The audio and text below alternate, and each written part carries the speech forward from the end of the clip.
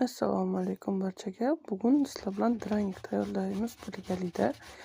Xo'p, avvalambor kartoshkani tozalab olamiz, kavaylarni ham tozalab olamiz va uni qirg'ichdan yaxshilab o'tkazib olamiz. Qirg'ichdan o'tkazayotganda ozgina qarayishi mumkin, unga e'tibor bermaysizlar. Tuz solmasdan, hech narsa solmasdan kartoshkani suvdan siqib olasiz. O'ta qattiq ham siqib olishi shart emas. Suvni to'kib siqilgan kartoshkalarimizni laganchaga qaytarib, ustiga tuz sepib, 3 dona tuxum solib, 3 osh qoshiq un solib, yaxshilab aralashtiramiz. Tabga ko'ra tuz, kim qanaqa yeydi bilmadim. Mana un 3 qoshiq. Menda bu yerda примерно kartoshkam 1 kilo 800, 1 kilo 600, где-то так. Chunki men na glas qilaman har doim.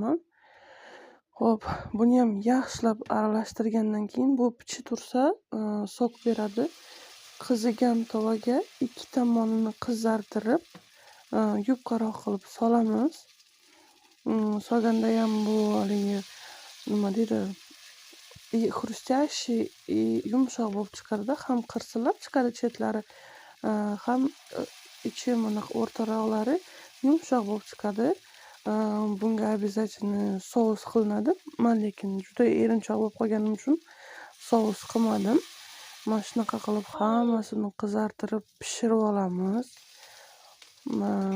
Sousiga smetana, mayonez, chesnok, ukrop, 1 qoshiq smetanaga 1 qoshiq mayonez qo'shilib, maza qilib yesanglar, bunaqa chiroyli draniklarimiz bo'ldi. Rahmat.